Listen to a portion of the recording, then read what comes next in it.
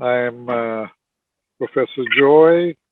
I have Connie Rose with me. Today's topic for our podcast is friendship.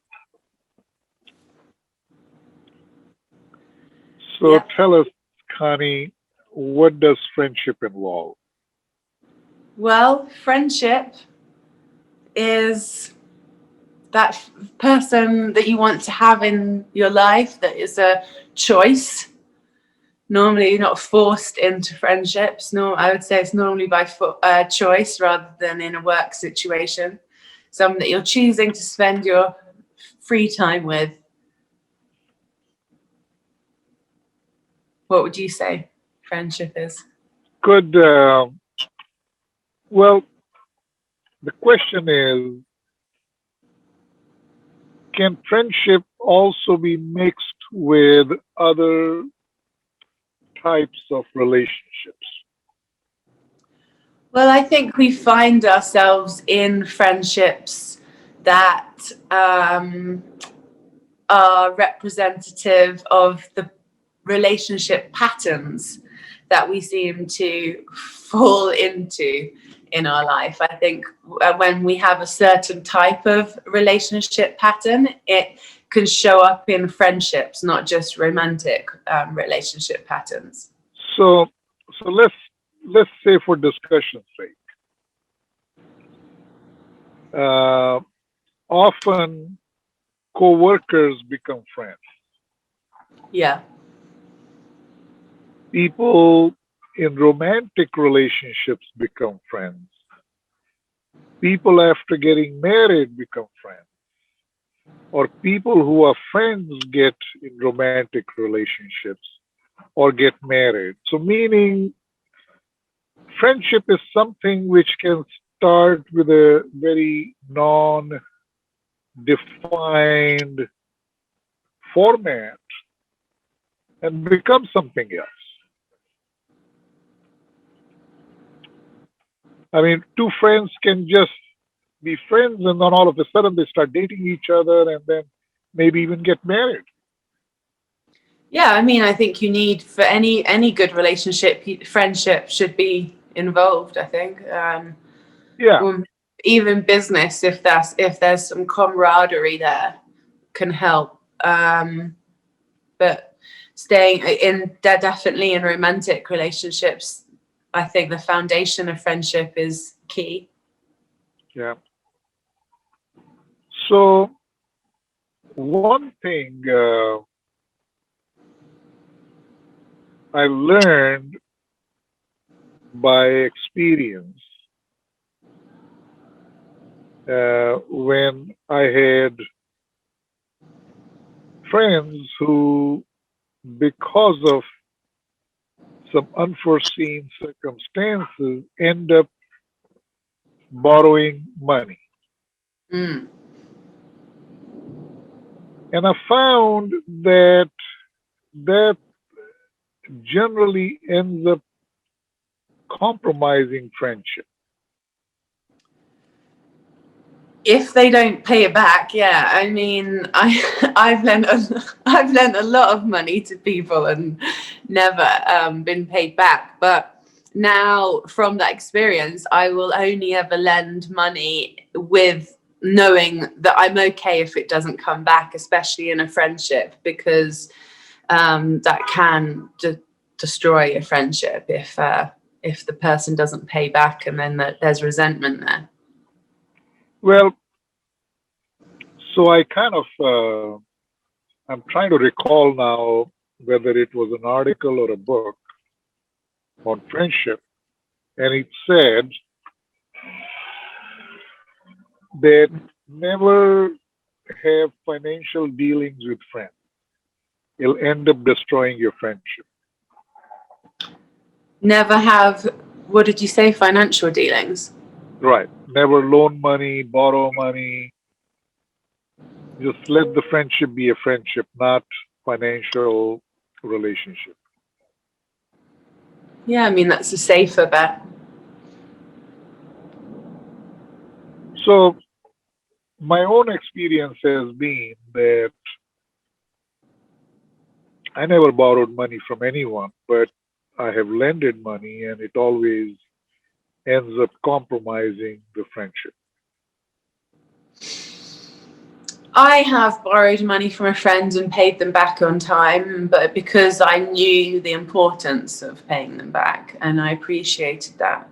But as I said, I'll lend money with no expectation of it returning. Okay, that's a good way to do it. Yeah, that's the only way I will do it. Because if you don't expect it back and don't get it back, you don't care. Right. So And that is maybe a safer way to do it. yeah.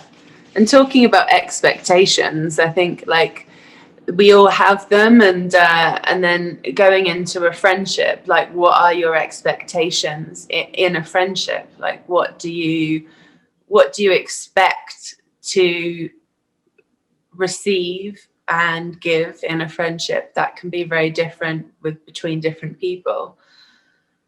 And find, like any relationship, finding the best ways to communicate with each other without judgment and allowing acceptance of the other person's behavior, because when you're not accepting and finding compromises, that's when the friendship can break down. That's very true because we often sort of realize the cause of issues in friendship is either expectations not being met or expecting too much. Mm, Can be yeah, both way. yeah, yeah. And like a when a friendship breaks up, it can be just as heartbreaking as a romantic relationship breaking up. And I think we forget that in society a little bit. Like when someone loses a friend, it can be heartbreaking. Um, Yeah. and and it I think all relationships can teach us something. So again, it comes back down to like the patterns. Is there any themes in the relationships that you're in as an individual? Like some people find themselves in abusive relationships, regardless whether it's romantic or friendship. Like, are they being submissive or overly aggressive? Either way, and like what themes continue to come up in relationships in general, friendship or romantic, and then you can learn from those themes. And once you recognize the theme, say like, oh, I realize like I'm being submissive in relationships again and again, or like I feel this fear and I'm trying to over compromise for this other individual regardless of who it is, then how am I allowing that into my relationship patterns? How am I allowing this pattern to continue emerging? And with that awareness, choosing different ways to react. Maybe the submissive person needs to stand up and say, hang on, I'm not going to continue allowing this aggression from you, and I'm not going to continue placating you. And now is my time to find my voice, perhaps, if this is a theme that continues to arise. So relationships can teach us those patterns, and so we can undo them. So the I'm trying to recall a list of elements of healthy friendship. And things that I recall, one, that try to treat your friend the way you like to be treated yourself. Yeah, that's a tricky one, because sometimes two different people actually can treat the other person just how they want to be treated, but that can actually be a trigger to the other person. Right, right, right. Yeah, So because, for I'm just example, I'll give you a quick example there. Because, for example, um, one time I like to laugh about things, right, and like make light of things. And one time I was in a friendship where I did that, but the other person did not like that, and that is not how they wanted to be treated. And so that was an issue. And then like so I think we've got to understand how the other person wants to be treated as well. And like if the other person is treating the other person with more force and and say I wanted to be treated with more gentleness, then that's a different way of communicating and being treated that is down to Yeah, the yeah. And actually, it's complex because friendships can be complex at times because you're dealing with people who, to start with, can be very complex. I mean, I kind of put people in three categories: some who are easy going, mm.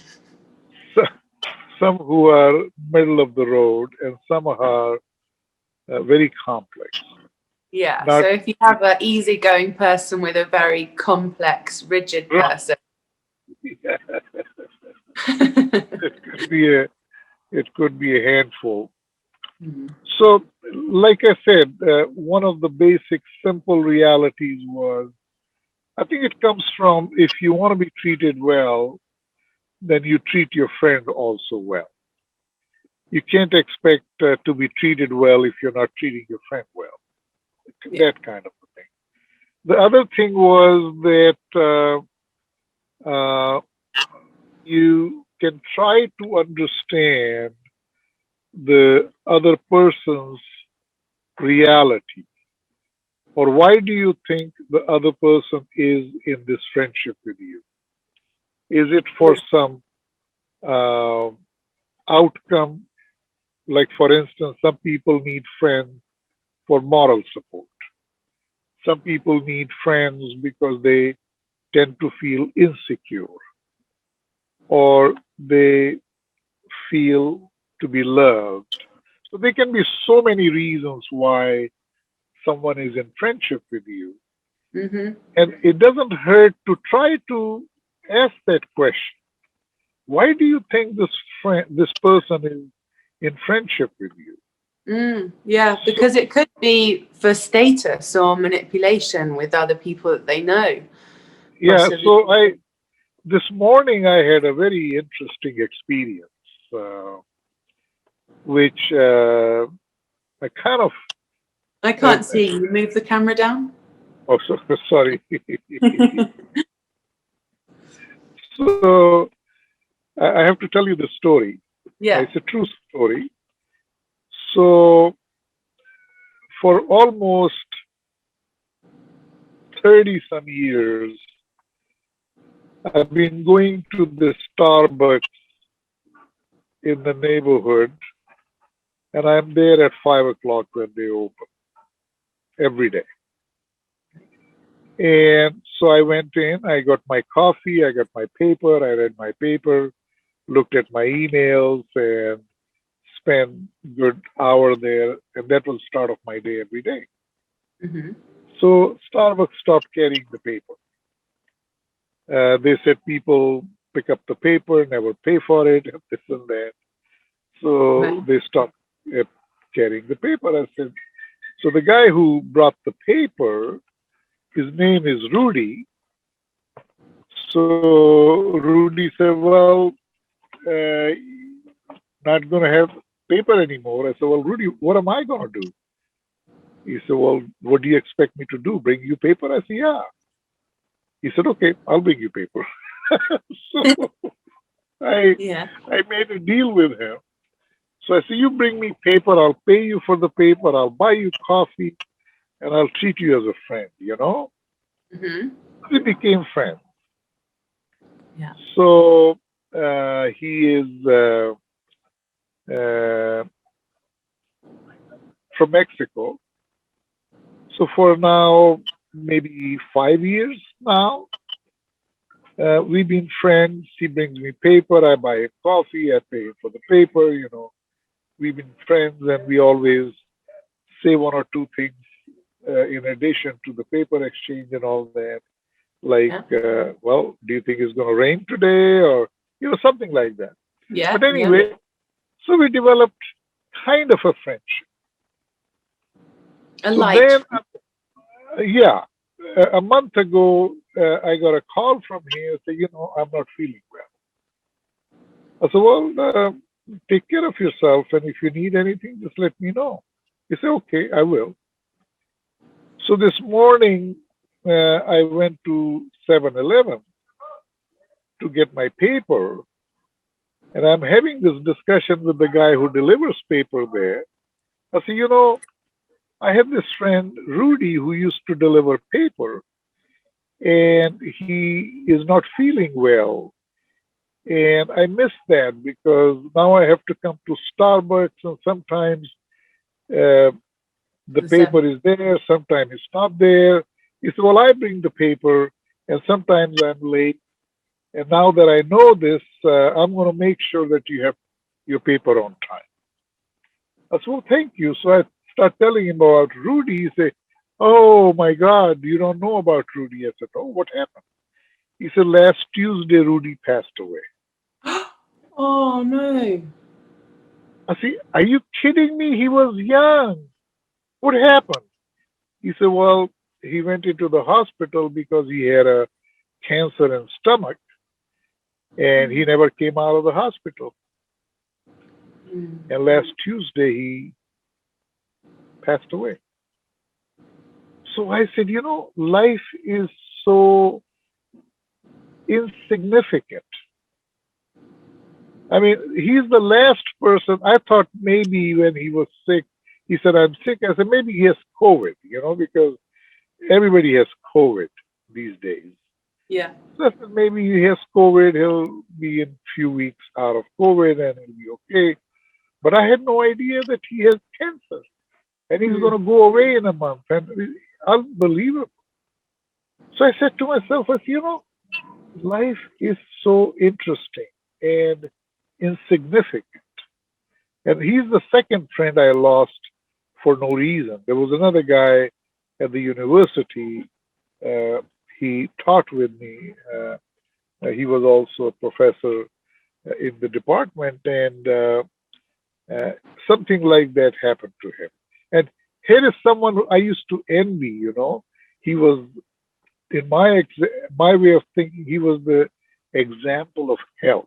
You know, he, he, he whenever we met, I always was eating junk food. He was eating healthy food. He played tennis all the time, and I didn't exercise. So I said, I mean, Michael is my example of health, and he passed away. Yeah, but you don't know what internal stuff he had going on, or like the rest of his day, what he was eating, or I know, but point the point is that when these things happen to yeah, people you know, you realize how uncontrollable and unpredictable life is.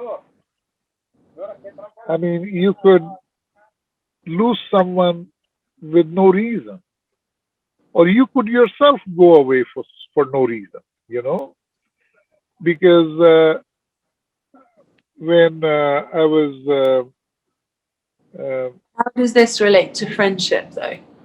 huh? How does this relate to friendship? Well, it relates in a way that sometimes you could have friends and you cannot take them for granted Mm. because the friendship could very abruptly end without realizing how fragile the friendship is because it's as fragile as life is.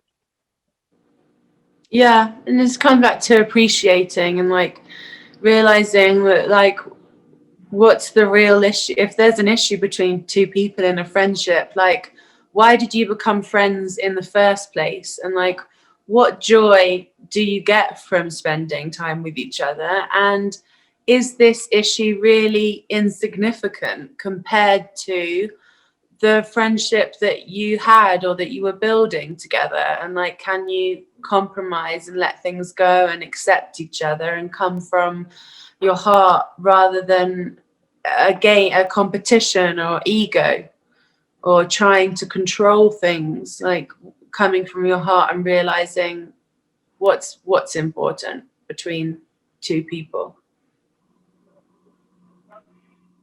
Yeah, I mean,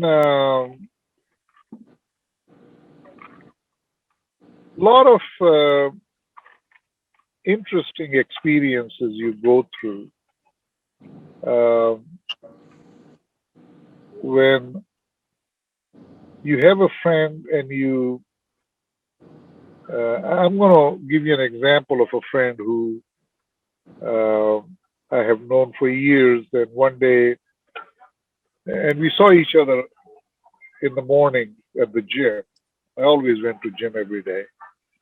So one day I see him and I realize that there's something wrong because he's just looks so down. Mm. So I said, "What's up? You don't look good." He said, "No, I'm not good." And he tells me what's going on with his life, and it is in a disarray financially. So I decided to help him out, and I did. And I put his life together. It took me several years to to rehab him, Wow. and it worked out. So he's in good place now, and he's happy and in good place compared to where he was a few years ago. Yeah. But it wasn't easy because I kept on thinking in my mind that I am helping him financially, and that's one way to lose a friendship. And I said, "Look, I understand, but what choice do I have? I mean, he needs my help, and I don't think anyone else can help him because first of all, someone has to be willing to financially help someone. People generally don't like to help others financially. So anyway, it all worked out, and everything was okay. But sometimes you do run into situations where you did not anticipate uh, what can happen or what comes out of it. And on the other hand, if you're truly friends with someone, you have to be willing to help. I mean, how can you say he's my friend, but if he needs help, I'm not going to help? You know? Yeah. And also, like, it can be a test of friendship. Like, is that friend willing to really work hard in paying you back, or Right. like if you send someone, and so that can be a test, can't it? Like, because I've had examples in my friendships where, I've immediately, well, that one time when I needed money one time, a friend lent me the money and I made sure I paid them back before the deadline we agreed, because I knew it was really important for me and for our friendship.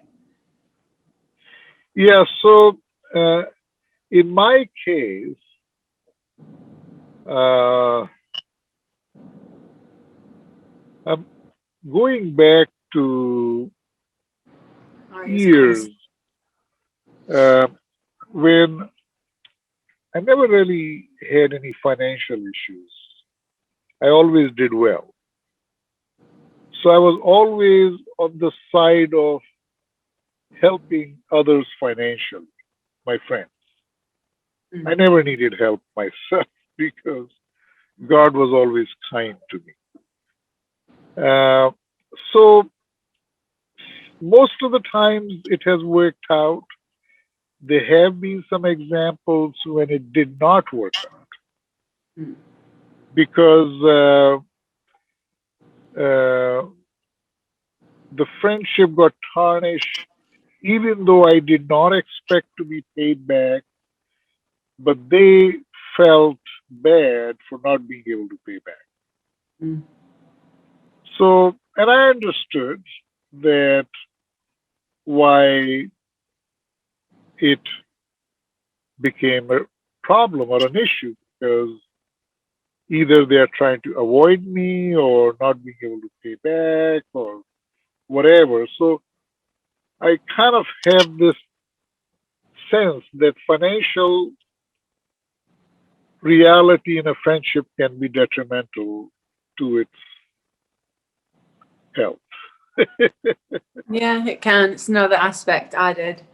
When you add any new aspect to a friendship, it can influence it, can't it? Like if it's even if it's another person adding to the group, if you become a three, that can change the dynamics and things like that. Yeah, so I mean, what I identify it as, like in a friendship, we have something called Goodwill.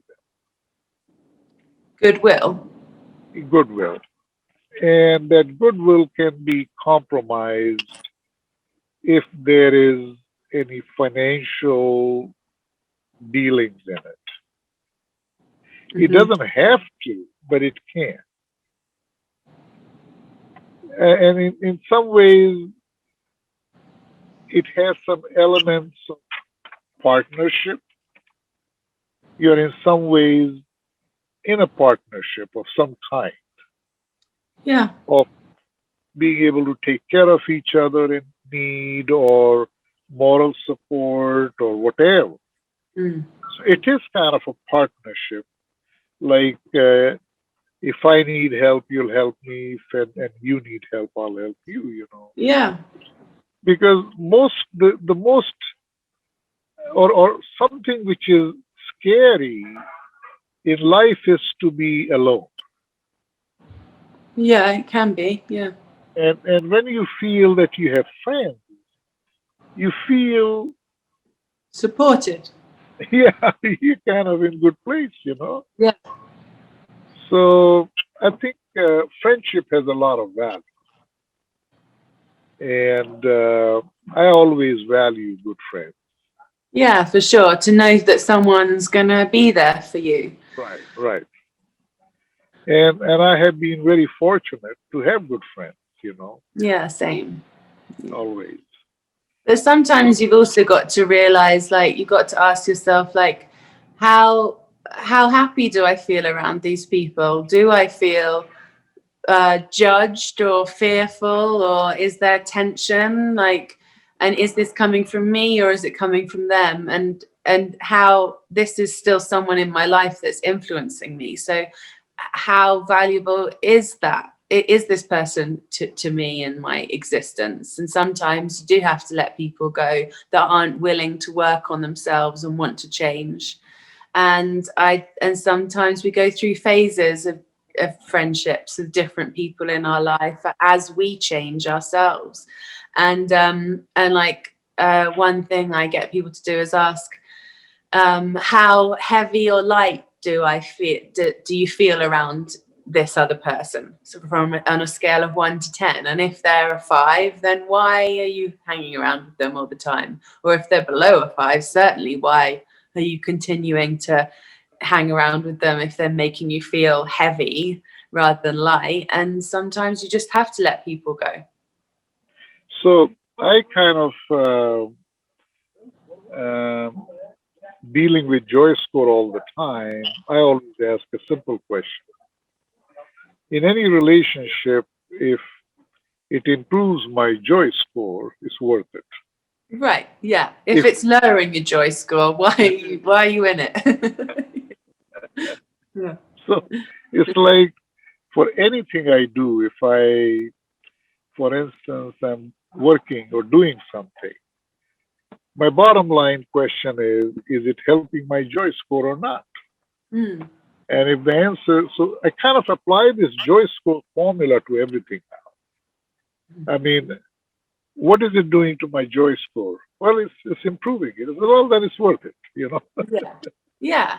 And it doesn't mean to say that you're not going to go through any rough times in friendship. Sometimes you do have to have conflicts that you work Yes, through yes. so you can And, better understand your own behavior and other and people's behavior. Yeah. Absolutely, absolutely. So joy score has become like a simplest form of testing anything in life. Mm. Uh, Going somewhere, being friends with someone, doing something, investing in something. The question always is it improving my joy score or not? Yeah, yeah, it's a good benchmark. Yeah. So if the answer is yes, or potentially even yes, I'm in it. Yeah. If it says no, then I'm not, period. Yeah. Yeah.